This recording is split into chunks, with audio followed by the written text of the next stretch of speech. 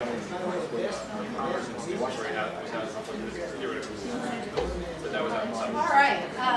My name is Ellen Bales, and I have the privilege of chairing this final panel of the day on norms and law. We have three speakers here, and we may have a fourth. So we'll just to get rolling right away, I'd like to introduce our first speaker, who is Sam Bayard. He's the Assistant Director of the Citizen Media Law Project, a fellow at the Berkman Center for Internet and Society, and a lecturer on law at the LLM program at Harvard Law School. He blogs regularly on media law and IP issues of importance to non-traditional journalists and bloggers. He received his JD degree summa cum laude from Cornell Law School in 2001, where he was managing editor of the Cornell Law Review. In December 2006, he completed an LLM in International and Comparative Law at the American University in Cairo, where he also extensively studied the Arabic language and witnessed the explosion of Egyptian blogging activity. Before moving to Cairo, Sam was a litigation associate at Wachtell, Lipton, Rosen & Katz in New York.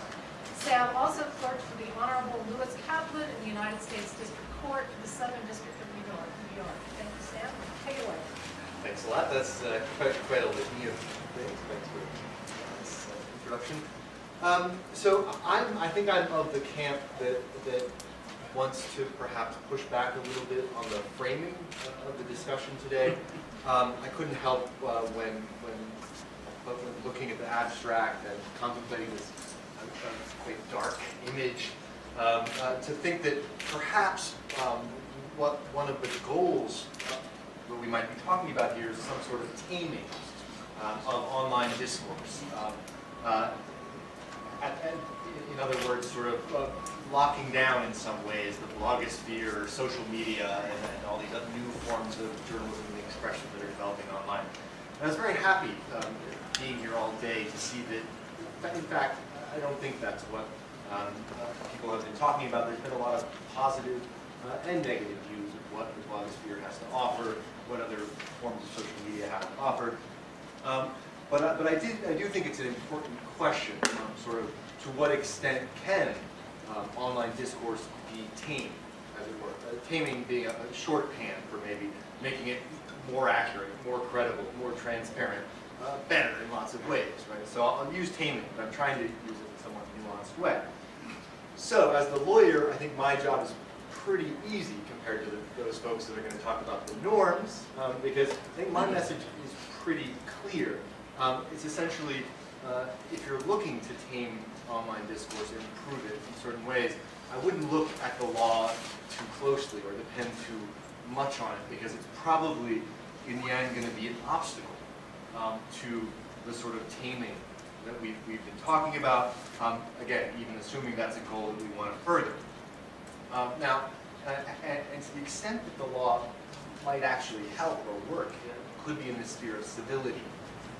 Right, there are mechanisms in the law for improving the civility of online discourse, but my sense is to the extent that's effective, that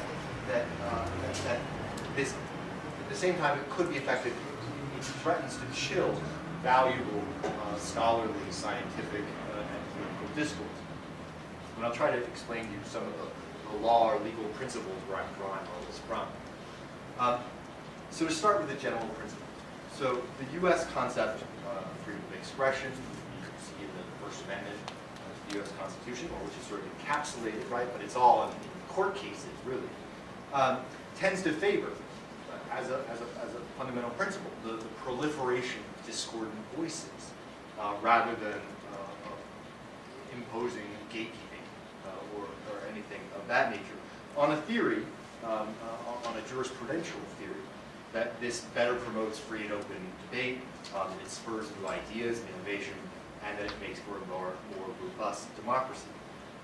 Far from embracing chaos and the spreading of misinformation, the idea in these cases is that truth will distinguish itself in the so-called marketplace of ideas. So in a 1919 case, a renowned Supreme Court Justice, Oliver Wendell Holmes, said famously, quote, "The best test of truth is the power of thought to get itself accepted in the competition of the market," and, quote, we should be eternally vigilant against attempts to check the expression of opinions we loathe and believe to be fraught with depth.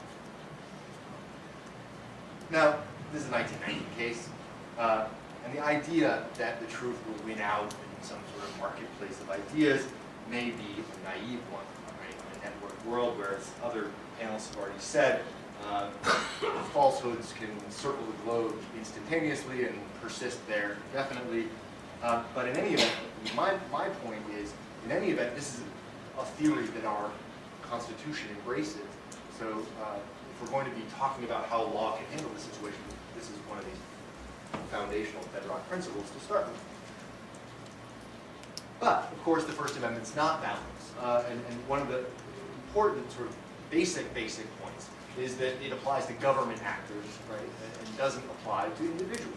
So the First Amendment places limitations on what the government can do. It doesn't place limitations on what individual bloggers can do, what website publishers can do, what scientists can do.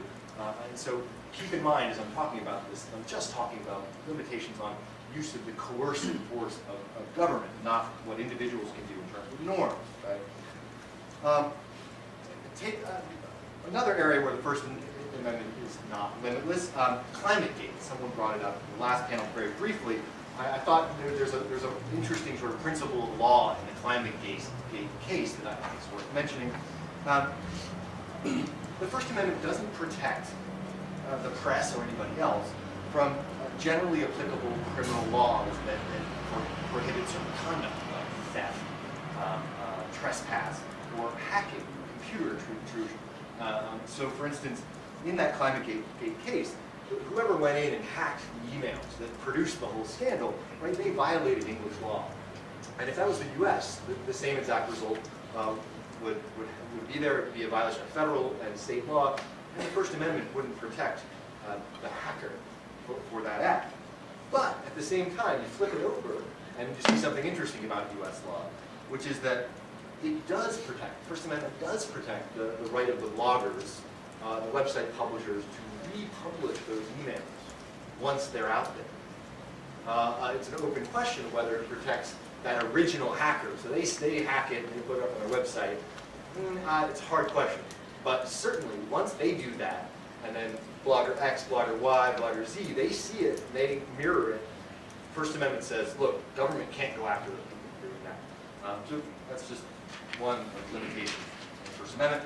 A larger obstacle to this sort of taming that we might envision is that the First Amendment essentially protects every individual's right to speak out on matters of public significance. And certainly science tends to fit into that category quite comfortably.